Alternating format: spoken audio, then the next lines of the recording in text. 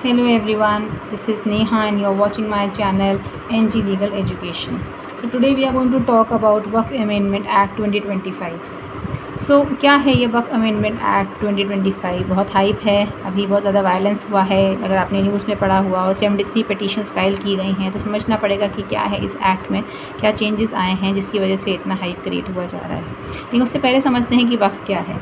देखिए वक्फ क्या है। Waqf is basically endowment by Muslim for charitable और रिलीजियस पर्पस, मतलब आपने दान में अपनी ज़मीन दी है फॉर चैरिटेबल और रिलीजियस पर्पस। इसका इस्लाम में बहुत ज़्यादा इंपॉर्टेंस है। इस्लाम ये मानता है कि हर एक मुस्लिम की ऑब्लिगेशन है कि वो चैरिटी करे, जिसे वो ज़कात कहते हैं।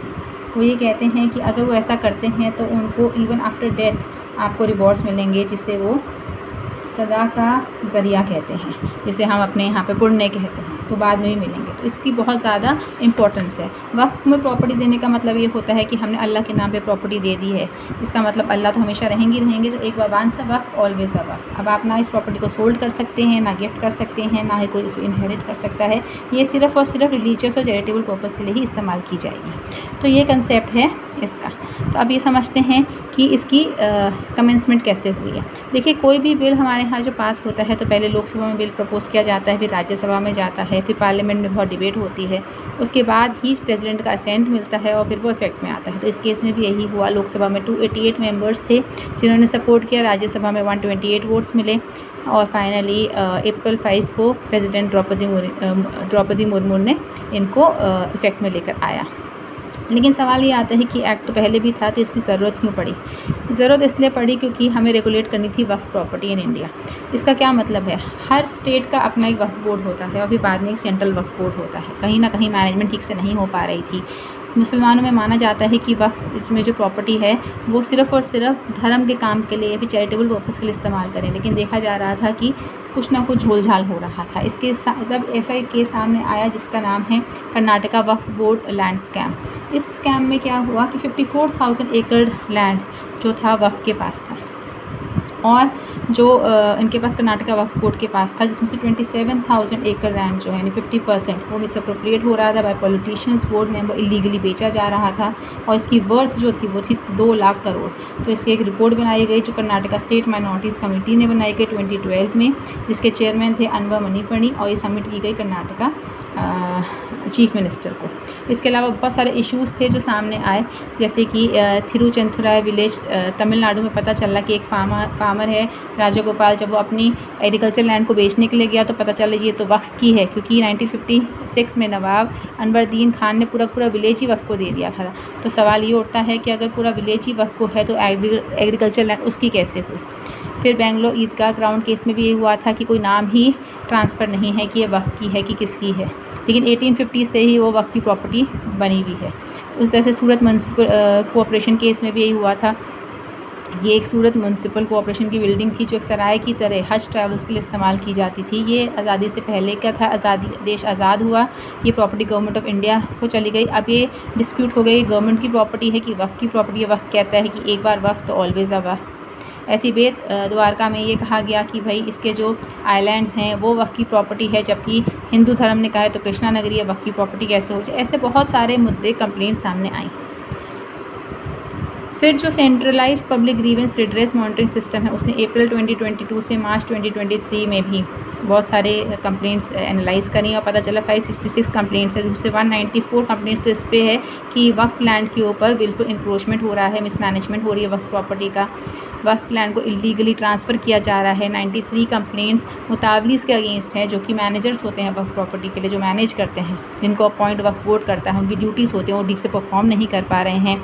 सर्वे कमिश्नर सर्वे नहीं कर पा रहा है, डिजिटाइजेशन नहीं हो पा रही है वक्फ प्रॉपर्टी के रिकॉर्ड्स की, नहीं समझ पा रहे हैं कि ये प्रॉपर्टी वक्फ की है कि नहीं है।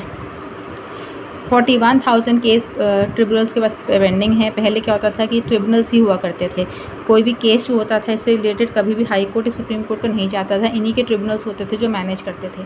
तो अब अगर ट्रिब्यूनल्स के पास आए 41,000 केस, जिसमें से 10,000 केस तो मुस्लिम कम्युनिटी ने ही इनके इंस्टीट्यूशन के अगेंस्ट किए हैं कि इसको मिसयूज़ हो रहा है, क्योंकि ये बहुत धार्मिक चीज़ है, बहुत रिलीजियस चीज़ है और मिसयूज़ होता है तो इवन मुस्लिम कम्युनिटी भी हैप्पी नहीं थी इस चीज़ से। फाइनली बहुत सारे इन सब चीज़ों को देखते हुए और फिर बहुत से रिकमेंडेशंस आई, सचार कमेटी की तरफ से भी आई और जॉइंट पार्लियामेंट्री कमेटी से भी बहुत से रिकमेंडेशंस आई, जिसके बाद ये वक्फ अमेंडमेंट मिल आया। अब इससे पहले हम बता दें कि सचार कमेटी क्या है। जस्टिस राजेंद्र सचार ने मार्च 2005 में स्टडी किया social, economic and educational status Muslim community का, और उन्हीं के नाम पे बनी सचार कमेटी। और इस कमेटी में उन्होंने बोला कि कैसे मुताबिक को रेगुलेशन करना है, फंक्शनिंग करना है, कैसे रिकॉर्ड मैनेजमेंट करना है, कैसे आपको वक्फ बोर्ड को मैनेज करना है। ऐसे ही जॉइंट पार्लियामेंट्री कमेटी ने भी यही समझाया कि क्या स्ट्रिंजेंट पनिशमेंट्स होनी चाहिए मुताबिक में, क्या स्ट्रिक्ट एक्शन होनी चाहिए अगर आपने वक्फ प्रॉपर्टी के साथ छेड़छाड़ की है, कुछ भी करी। ऐसे बहुत सारे रिकमेंडेशंस आए थे। फाइनली सबको मद्देनज़र रखते हुए सरकार ने ये वक्फ अमेंडमेंट बिल 2024 लेकर आया।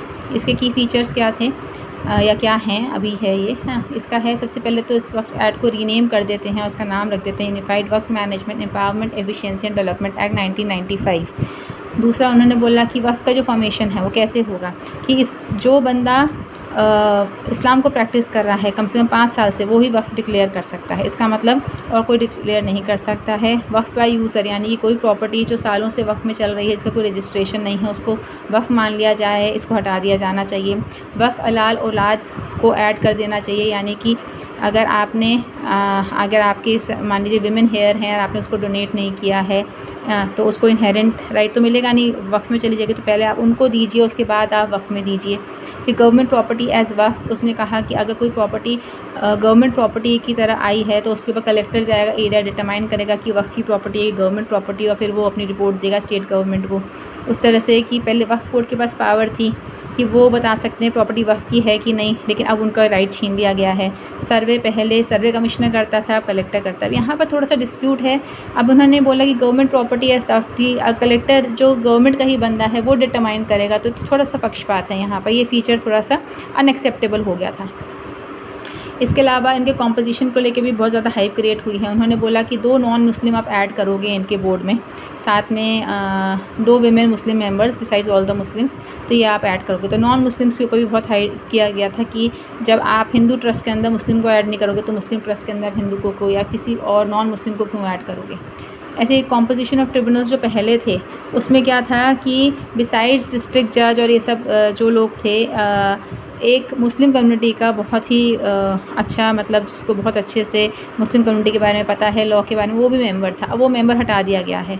अब क्या है, सिर्फ फॉर्मर डिस्ट्रिक्ट जज होगा as chairman and former officer of rank joint secretary to the state government, ये होगा। अच्छा, अच्छी बात क्या इन्होंने इंट्रोड्यूस करी कि पहले ट्रिब्यूनल्स में अपील नहीं होती थी, अब इन्होंने अपील करा दी है कि अपील होगी हाई कोर्ट में विदिन 90 डेज़। अब अपील कर सकते हो अगर आप हैप्पी नहीं हो ट्रिब्यूनल के उससे। पावर्स ऑफ सेंट्रल गवर्नमेंट उन्होंने डाली कि सेंट्रल गवर्नमेंट पावर है, ये भी एक अच्छा आया है इसमें कि रजिस्ट्रेशन होना चाहिए प्रॉपर्टी का, रिकॉर्ड्स मेंटेन होने चाहिए, अकाउंट्स ऑडिट होना चाहिए, फाइनेंशियल ऑडिट होना चाहिए। तो ये सब चीज़ें बहुत अच्छी हैं। वक्फ बोर्ड होना चाहिए, शिया, सुन्नी, बोरा, अका खानी, सबके वक्फ बोर्ड अलग अलग होने चाहिए। ये अच्छी चीज़ भी डाली है। डिसएग्रीमेंट कहाँ पर आता है, लेकिन देखिए 73 पिटीशंस फाइल हुई हैं एपेक्स कोर्ट में। क्या बोला गया है, ये कहा गया कि जो एक्ट है आर्बिट्री है, डिस्क्रिमिनेटरी है, बेस्ड ऑन एक्सक्लूशन है। अलग अलग गवर्नमेंट के लोगों ने अलग अलग चीज़ें बोली हैं। किसी ने बोला कि बहुत लार्ज स्केल गवर्नमेंट इंटरफेरेंस है मुस्लिम रिलीजियस एंडाउमेंट्स पर। किसी ने बोला कि ये वायलेशन है आर्टिकल 25 और 26 का। ये आपको समझना पड़ेगा कि आर्टिकल 25 और 26 क्या है। आर्टिकल 25 ये कहता है कि हर धर्म को अधिकार है कि वो अपना धर्म को फ्रीली प्रैक्टिस कर सकते हैं, आपस में मतलब एक दूसरे को प्रचार कर सकते हैं, ये सब कुछ कर सकते हैं। 26 कहता है कि उनको फ्रीडम है अपने रिलीजियस अफेयर्स को इंडिपेंडेंटली मैनेज करने के लिए। साथ में ये भी कहा गया है कि आर्टिकल 14 और 15 का भी वायलेशन हुआ है। बहुत लोगों ने कहा है 14 और 15 का वायलेशन क्यों कहा गया है, इसलिए कहा गया कि आर्टिकल 14 आपका जो कॉन्स्टिट्यूशन का वो आपको ये कहता है कि सबको आप एक समानता के अधिकार से देखेंगे, आप भेदभाव नहीं करेंगे। और 15 कहता है कि किसी भी तरह का डिस्क्रिमिनेशन रिलीजन के ग्राउंड पर नहीं होगा। तो इसका भी उनको लगता है कि वायलेशन हुआ है। दूसरा आर्टिकल 29 का भी कहते हैं कि आपने वायलेशन किया है, जो कि हमारा फंडामेंटल राइट्स में आते हैं। वो है protection of interest of minorities. जो माइनॉरिटी हैं है ना, आप उनके साथ भेदभाव उनका जो इंटरेस्ट है उसका प्रोटेक्ट करेंगे, ऐसा हमारा फंडामेंटल राइट है। तो उसका भी वायलेशन हुआ है। आपको बता दें कि हमारे संविधान में अधिकार है कि कभी भी किसी के भी फंडामेंटल राइट का वायलेशन होता है, कोई भी एक्ट या कुछ भी, तो उसको खारिज कर दिया जाता है। इसी पे मुद्दा उठाया जा रहा है कि इस एक्ट को खारिज कर दिया जाए। साथ में ये भी कहा गया है कि वो उसी मुस्लिम को जिसने 5 साल से आपने इस्लाम को प्रैक्टिस किया है वही वक्फ कर सकता है। ये उन्होंने कहा गलत है।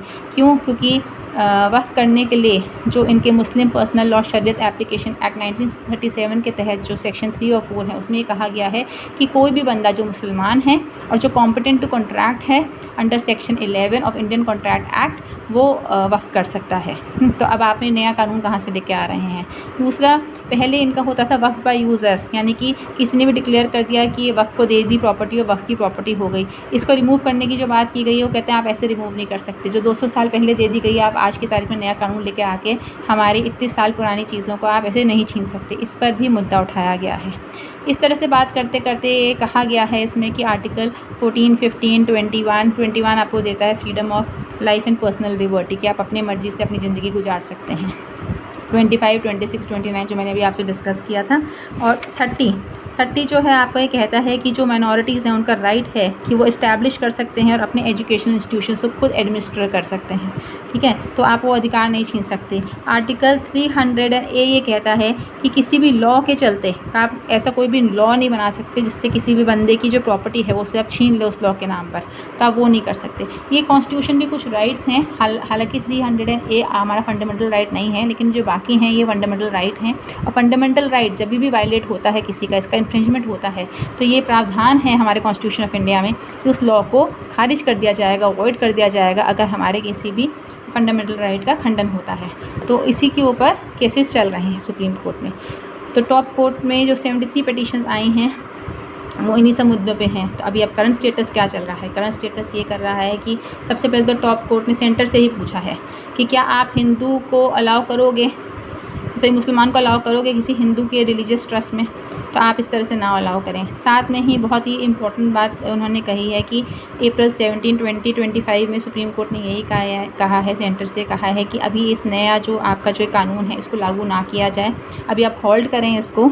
जितने भी नॉन मुस्लिम्स हैं जिनको वक्फ बोर्ड में आप एंट्री की बात कर रहे हैं या आप कह रहे हैं कि वक्फ बाय यूज़र को हटा दिया जाए, है ना, ये सब जो आप कह रहे हैं, जो आपने ये अभी नई चीज़ें इसमें इम्प्लीमेंट करी है, इसको आप रोक लगा दीजिए।